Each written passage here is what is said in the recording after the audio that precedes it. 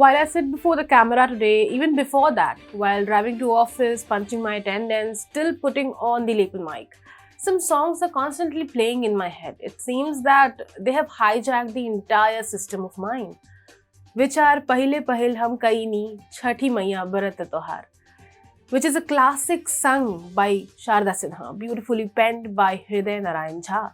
Another one is Chhati Maiya Bulaye, sung by Vishal Mishra, which beautifully captures the emotion of a person living outside hometown who wishes to go back home during the Chhat Mahaparv. The song narrates the preparations that goes behind the festival, be it making of the thekuas or how women sit together and sing the traditional Chhat Geet, and how the ones observing the fast stand in water worshipping Ma Chhat and Suryadev. The song was released just 11 months back, and a song sung in the regional language, that is Bhojpuri, has more than 5 million views. The song that I mentioned earlier was released 5 years ago, and today the view count stands at 42 million. Various versions of these songs have been released whose views will together count in billions. Why am I saying this? To convey how much I miss Chhat? No. I'm curating this to establish the significance of these songs which have converted a Purvanchali festival into a global phenomenon. Today, Chhat Vratis can be seen standing worshipping in the United States of America from New Jersey to California. This is the power the media holds. It can be a song, an album, a film, or simply a story. We are a country which has seen powerful stories of Ramayana and Mahabharata traveling from generation to generation. But it seems that we Indians have forgotten the Indian way of telling stories and hence are losing out on our culture. Hi and welcome to TFIPost. I'm your host Apurva. If you're watching us on YouTube, please subscribe and press the bell icon to get all the latest updates. And if you're watching us on Facebook, do like, share and subscribe to the page. Let's begin with the video report. It is said that cinema is a reflection of society. Movies reflect cultural attitudes, trends and reflect on the past, present and the predictable future. The power of cinema, or to say the audio-visual media, cannot be determined. In the evolved times like today, the audio-visual medium is the most impactful medium as the audio-visual input and output devices are in abundance these days. Every single individual owns one or more mobile handsets, which are the best suited device to binge watch cinema these days. Mobile is the most powerful tool in today's time as far as delivering the narrative is concerned. This awards the film or entertainment industries with immense power to influence and impact modern society. No surprises, cinema does manufacture and drive the narrative of the society at any given point in time. Sitcoms and comedy shows make us laugh and enlighten our mood. Psychological thrillers help us see the world from an improved perspective. And historical films help us understand where we have come from as humans. Every video, every film, every script reflects society and transforms opinions. Bollywood, which must be referred to as the Hindi film industry, is probably in its worst phase since its inception. No one would have ever thought that the year would come to an end without even a single Bollywood blockbuster. Films after films are tanking in Bollywood, and the best cause to substantiate is go woke, go broke.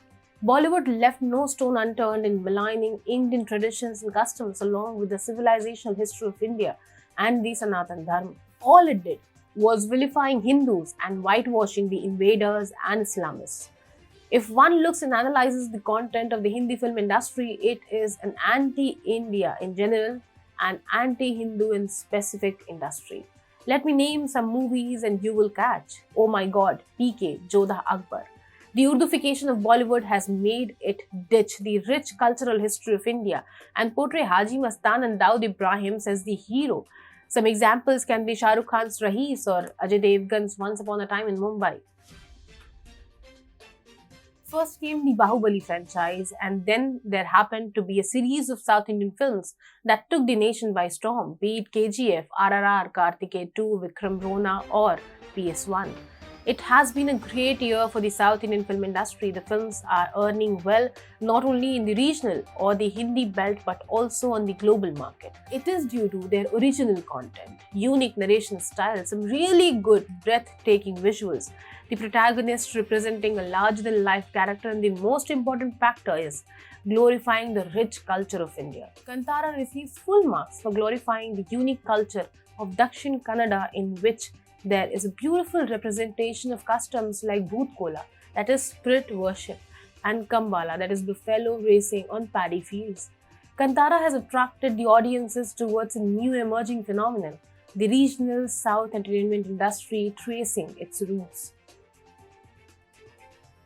Bollywood, which can be deemed as the major entertainment segment of India, is reaping what it has sowed over the years, and the South Indian entertainment industry is on the surge with its attempt of reviving its cultural roots. Bollywood is going full woke and is busy disconnecting with the audiences, whereas the South Indian movies are being made on archetypal storylines of India.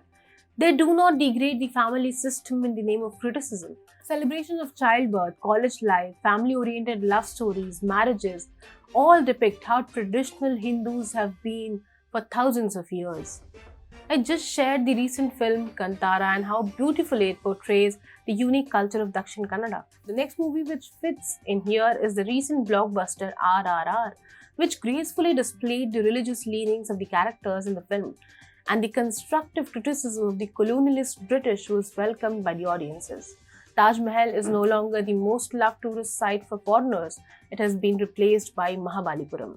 RRR is an example of how South Indian industry, be it Tamil, Telugu or Kannada, are portraying the ancient Indic culture and carrying it forward.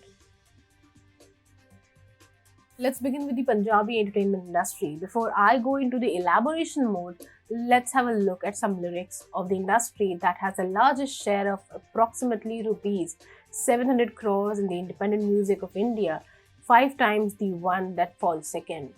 Lakh 28 Kurida, 47 weight Kurida. Lakh tere patle vaste bani, Tommy diya jeans. There can be a long list if I sit here to accumulate all that is wrong with the industry. These lyrics are simply misogynistic, which are suggesting the girls to fit in a size that is not possible practically. There is rampant female objectification.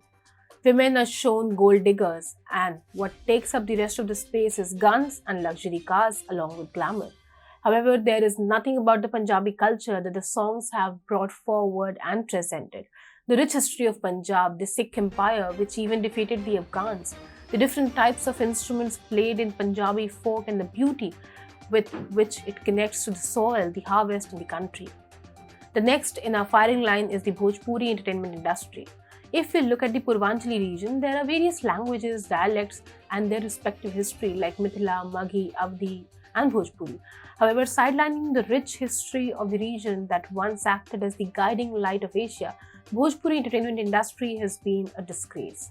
Can you name just one Bhojpuri film you have watched with your family?